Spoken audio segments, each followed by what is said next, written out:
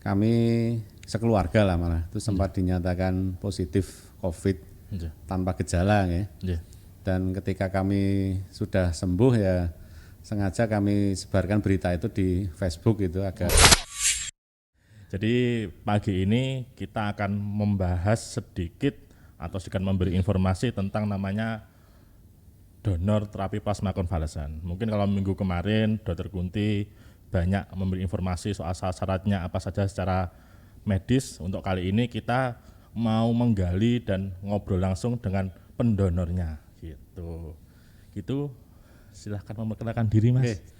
Baik, nama saya Ahmad Mustaqim. Rumah saya di Desa Grajegan, Tawangsari, termasuknya Kabupaten Sukoharjo, sekitar berapa ya? Kalau dari Solo ke selatan sekitar 30 kilo. 30 kilo. Jadi kalau mau piknik ke pantai di Gunung Kidul itu pasti ngelewati. Oh, nah, lebih cepat itu Mas? Lebih cepat. Oh, siap. Pas saya kemarin sering ke sana nggak diajak piknik. Oh, itu baru tengah jalan sampai rumah saya. Masih ke selatan lagi. Asli sana Mas atau istri mungkin yang asli sana? Kalau saya aslinya sebenarnya dari Nguruki, Kecamatan Grogol, Sukoharjo juga. Ya, yang asli sana istri. Oh gitu. Jadi ya kancani morotuwo lah. Siap. Jadi gini Mas, mungkin sahabat-sahabat BMI pada bertanya kok hari ini podcastnya spesial sama saya panggilnya Mas Mustaqim gitu. Iya Pak. Ini apa sih yang memotivasi Mas Mustaqim untuk mau menjadi pendonor TPK? Baik, jadi sebelumnya ya dulu kami sekeluarga lah malah itu sempat dinyatakan positif COVID tanpa gejala ya. Dan ketika kami sudah sembuh ya sengaja kami sebarkan berita itu di Facebook itu agar ya semua orang tahu bagaimana ketika katakanlah apa ya, divonis itu bahasa yang lebih halusnya apa ya, dinyatakan. Ketika dinyatakan positif COVID tanpa gejala apa yang harus dihadapi gitu. Bagaimana menjalani hari-hari di karantina, apa saja yang dilakukan. Nah, dari postingan saya di Facebook itu dibaca oleh teman saya itu Mas Riki, teman SMA yang kebetulan juga kerja di PMI gitu. Terus akhirnya saya di WA ditawarkan untuk itu, donor plasma konvalesen itu. Nah, ya udah bismillah, saya ini niatkan untuk ya biar pandemi ini segera selesai gitulah. Amin. Dulunya dinyatakan itu dengan rapid, dengan swab atau pernah dirawat di rumah sakit, Mas Mustaqim? Di swab, swab dan karena sebelumnya ibu saya positif karena selama 8 hari menunggui bapak di rumah sakit ketika dirawat dan akhirnya bapak meninggal di rumah sakit juga. Nah kebetulan saya juga beberapa kali ke rumah sakit juga nunggui bapak juga gitu. Jadi bapak itu ketika dalam perawatan sempat dirapid dan dinyatakan reaktif. Kemudian mau dipindahkan ke kamar isolasi untuk di swab, tapi sebelum itu terjadi bapak sudah meninggal. Jadi tetap pemakamannya dengan protokol COVID itu. Nah setelah itu dari petugas puskesmas mendatangi rumah ibu waktu itu masih di Nguruki itu. Kemudian ibu swab, ya kok ibu akhirnya dinyatakan positif. Akhirnya dari pihak puskesmas melakukan pelacakan kontak dengan siapa saja gitu. Nah, akhirnya kan yang paling dekat waktu itu kan ketika di rumah sakit juga dengan saya. Akhirnya saya sekeluarga diminta swab semua. Akhirnya positif juga. Tapi tanpa gejala ya Mas Mustaqim? Tanpa gejala. Sama sekali ya. Jadi kami di rumah ya cuma gejalanya itu kayak orang mau batuk pilek gitu aja Pak. Jadi ya cuma bahasa Jawane gembrebek, agak mual itu. Tapi itu hanya sekitar 2 sampai 3 hari habis itu udah hilang gejalanya. Sudah tanpa gejala nggih. Terus kalau sekarang akhirnya Mas Mustaqim mau menjadi calon pendonor dan sudah donor hari ini ya. Apa sih Mas yang memotivasi panjenengan?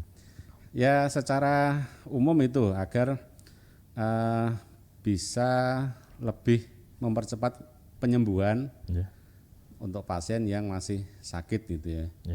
Jadi kalau saya sendiri kalau mendengar beritanya ya namanya pasien COVID masuk rumah sakit itu nyuwun sewu kok akhirnya kok banyak yang meninggal gitu.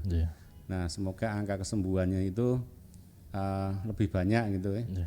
Dan harapannya ke depan ya biar pandemi ini segera selesai dan kehidupan itu akhirnya berjalan normal seperti dulu lagi gitu.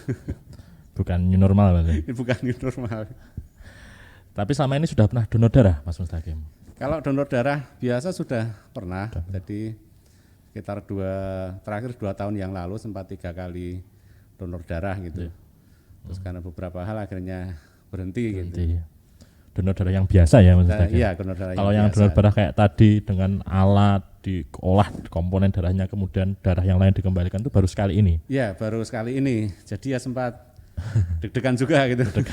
Apalagi katanya prosesnya 1-2 jam gitu. Jadi ini mau ngapain aja gitu nanti 1-2 jam. Main HP mungkin? Main HP. Tapi alhamdulillah setelah tadi menjalani ya nggak kerasa, tahu-tahu udah selesai gitu. Tapi nggak ada efek gimana-gimana gitu setelah donor? Alhamdulillah nggak ada. Jadi tadi kan sebelumnya saya sempat baca surat itu, jadi setelah nanti pengambilan plasma itu mungkin terjadi gejala seperti ini, ternyata saya nggak mengalami semua itu. Alhamdulillah. Jadi nanti sobat-sobat PMI kalau selama ini masih mungkin takut, donor dengan metode apheresis atau plasmaferesis nanti ada efek gimana-gimana, sebenarnya enggak juga ya Mas ya? Enggak. Ya, Bismillah diniati betul. Dulu aja. Mungkin ada beberapa orang yang ada keluhan, mungkin agak kebas, itu enggak semuanya seperti itu. Jadi tergantung kondisi tubuh juga saat itu. Gitu. Tadi prosesnya lama enggak Mas Mustaqim? Ya kayaknya enggak tahu berapa menit tadi, tahu-tahu udah selesai. Sekitar hampir 1 jam kayaknya tadi. 1 jam. Kapok enggak Mas? Sekarang? Enggak, saya enggak kapok. Andai kan nanti kita minta tolong 2 minggu lagi untuk menjadi pendonor lagi, insya Allah siap. Jadi kita informasikan buat sobat-sobat PMI, kalau proses donor dengan metode apheresis atau plasmaferesis atau tromboferesis itu jarak donornya bukan 2 bulan, tapi 2 minggu sudah bisa, karena yang diambil cuman komponen darah yang dikehendaki. Kalau tadi Mas Mustaqim kan buat plasmaferesis, jadi yang diambil komponen plasmanya, gitu ya Mas ya. Tuh. Terus habis ini mau kemana Mas? Ya pulang lah. Pulang ke rumah. Mungkin ada yang mau disampaikan buat teman-teman semua yang selama ini mungkin masih takut atau apa gitu?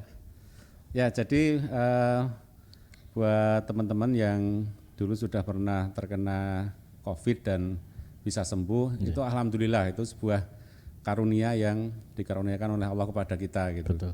Jadi itu bisa dimanfaatkan untuk orang lain yang masih sakit, terutama yang berada di rumah sakit. Gitu.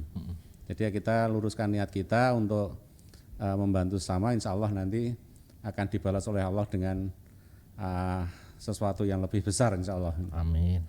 Tapi ini Mas, ini sedikit mungkin ada yang kepo nih teman sobat-sobat PMI semua, proses sebelum Mas Mustaqim hari ini donor plasma konvalesen itu apa aja sih yang Mas rasakan sebelumnya? Mungkin harus diambil darah berapa kali atau gimana gitu? Bisa diceritakan. Jadi, nanti. Pertama dulu dari PMI silaturahim ke rumah nggih. Habis itu saya dilakukan rapid test nggih. Rapid test. Waktu itu hasilnya saya juga belum terlalu paham sih. Pokoknya dari rapid test itu memenuhi syarat gitu. Terus besoknya lagi diambil sampel darah saya gitu. Nah, terus dikabari karena kayaknya leukositnya masih terlalu tinggi. Jadi saya diberikan beberapa vitamin, terus selang beberapa hari diambil darah lagi untuk sampel, alhamdulillah sudah memenuhi syarat itu.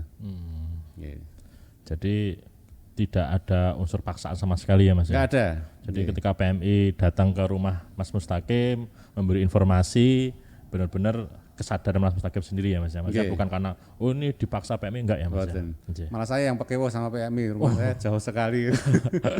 Berapa jam sih Mas? Ya kalau naik mobil ya bisa 1 jam. 1 jam. Nah, naik motor agak cepat ya, 45 menit lah. Tapi yang sebenarnya kami yang sangat dibantu Mas, karena dengan Mas Mustaqim mau mungkin nanti bisa memotivasi sobat-sobat PMI semua agar mau. Mungkin selama ini ada beberapa yang memenuhi kriteria tapi masih ragu-ragu, mungkin masalah takut jarum dan sebagainya. Ada sih enggak Mas perasaan takut dengan jarum kalau mau donor itu? Kebetulan ibu saya itu perawat di rumah sakit. Jadi sejak kecil itu saya sudah biasa ke rumah sakit.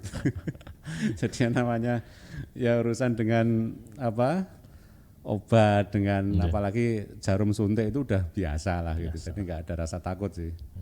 Ya. Mungkin gitu Mas Mustaqim untuk hari ini.